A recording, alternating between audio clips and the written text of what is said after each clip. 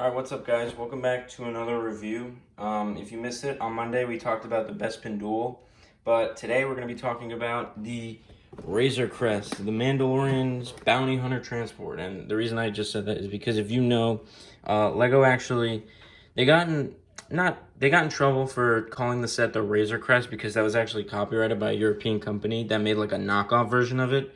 So if you buy this set, probably around the second wave, it's going to start to say the Mandalorian Bounty Hunter Transport, but I pre-ordered mine in February, so I have the Razor Crest on the box, which is pretty cool. All right, so first up here we have the Mandalorian himself, and a big complaint with this figure is, yeah, he's not in his best car armor, which he wears for most of Season 1, and I can see why people would be a little angry about that, because, you know, they would want him accurate to the set, but I think it's just fine nonetheless. I think the print is fantastic. I think the armor is cool, and the belts with his weaponry on them is sick. He's got more of those like kind of like armor pieces on his legs. No arm printing on this character, and under the helmet you're gonna have a black face, so like very reminiscent of some of the older style clones and stormtroopers from the Lego Star Wars line. But around back we've got a cape. This is the older style stiffer cape. It's also slimmer, and then his back print is just more of the same as on the front, another armor plate, and the sash continues, and so does the belt. And his weapon, actually, it isn't, you can see it's not just a blaster, it's actually a mini blaster with a brown lightsaber piece and then a claw piece. So I think I think for doing a custom weapon, they pretty much nailed his weapon, and this is a good figure nonetheless. All right, and here's the moment a lot of people have been waiting for, and probably number one reason some people are getting this set is for, of course, the child himself. Now, or Baby Yoda, as he's more commonly known. Now, Lego, right here, what they've done is they've gone ahead and used the Lego baby body, but for the head, they've made a new mold. It's rubbery, so it's not going to poke anyone's eyes out. And in fact, it does come in two pieces, so you actually have to build up Baby Yoda. And his arms don't move, of course, they're stuck. His legs don't move because he's just got one singular stud on the bottom there, so he can stick to things. But around back, he has nothing, and you can see that little space in there for the legs. And from the side, maybe he does look a little chunky to some people, but for what they had, I think Lego pretty much knocked it out of the park with this figure. It's definitely the number one buying for a lot of people. It's the number one reason a lot of people are buying this set is for this guy. All right, up next here we've got Grief Karga, and I think for you know, nailing Carl Weathers' likeness, I think they did pretty good on that. He comes with his dual wielding pistols, and no leg printing on this character, but the torso print is pretty good. It does continue on the back to just see more of that cloak piece, but it isn't. The print itself is somewhat brown, and then the actual pieces are almost like a reddish brown. So I think they could have done a little better job matching color to color. But if it's supposed to be a cloak, then that's fine. But I think this is a pretty good figure. We're going to see another face on him. It's kind of more of just a happy face. But I've elected to give him the more angry look because that's how you see him in most of the series. And that's how you're going to see him here. Alright, next up here we have IG-11. And this is pretty much your standard bounty hunter battle droid. And they use that same print for the IG-88. And around back we have that long blaster rifle. Right off the bat, I mean, it just doesn't, it sticks out way too far. I mean, for a modification here, a quick and easy one, you could effectively remove that round stud. I've done it, but I haven't done it for the review because I wanted to show you exactly what comes in the box, and this is exactly what comes in the box. So this is what they want you to do. They want you to put that stud there because it gets in the way of the head, but it's a worthy trade if you take away that rounded stud. You can see right here he's using pretty much standard. He's using the battle droid body, arms, and legs just in dark gray, or dark bluish gray rather. And he's just got a classic medium length blaster rifle.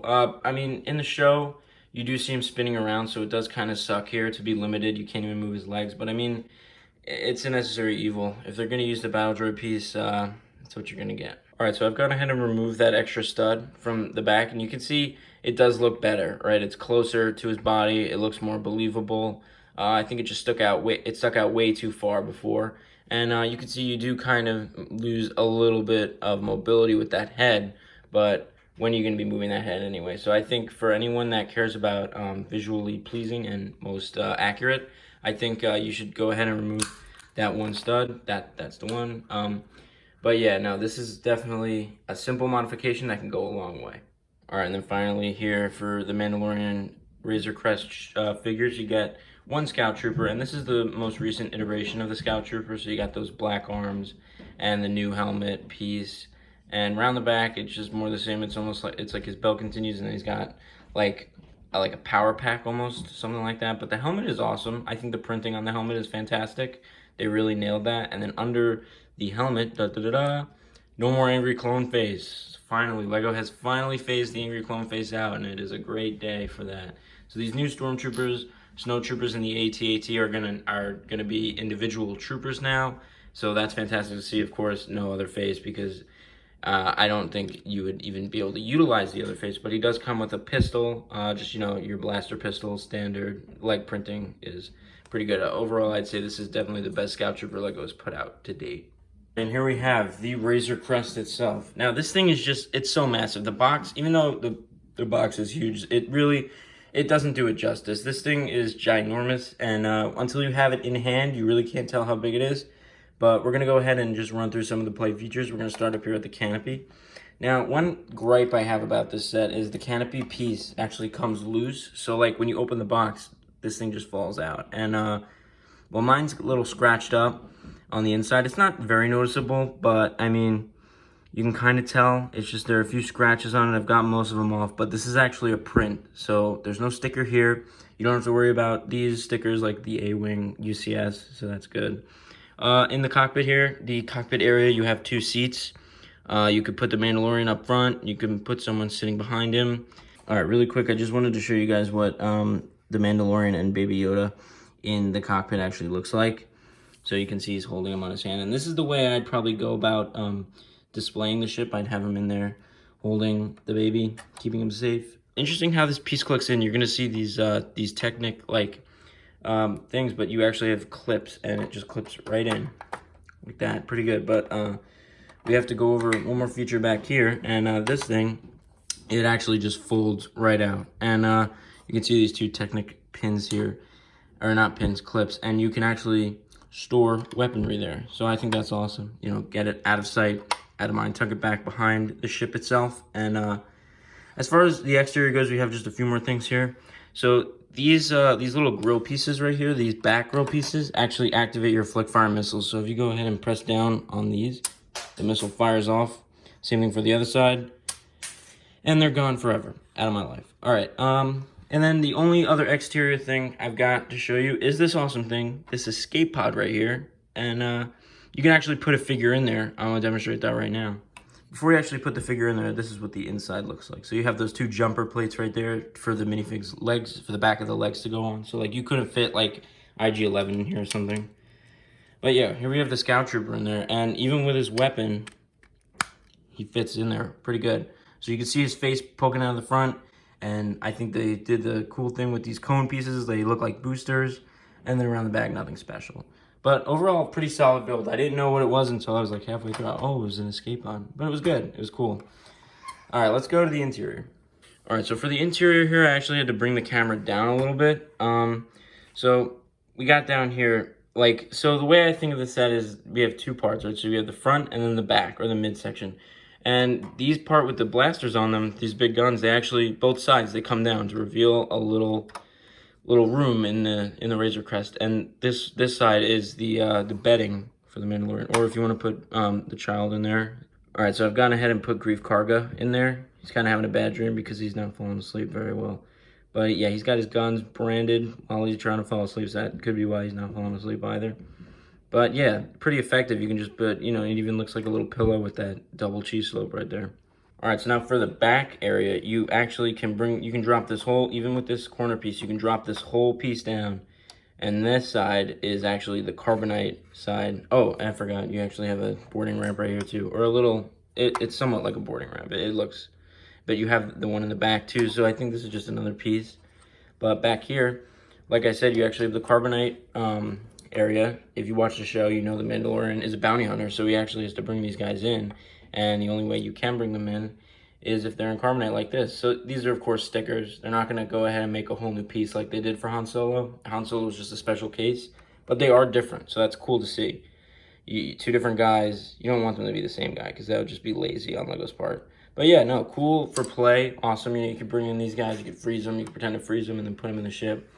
Moving around the back here, we actually have, this is the boarding ramp. This is the back boarding ramp, and then it's on that the moving piece or whatever it's called.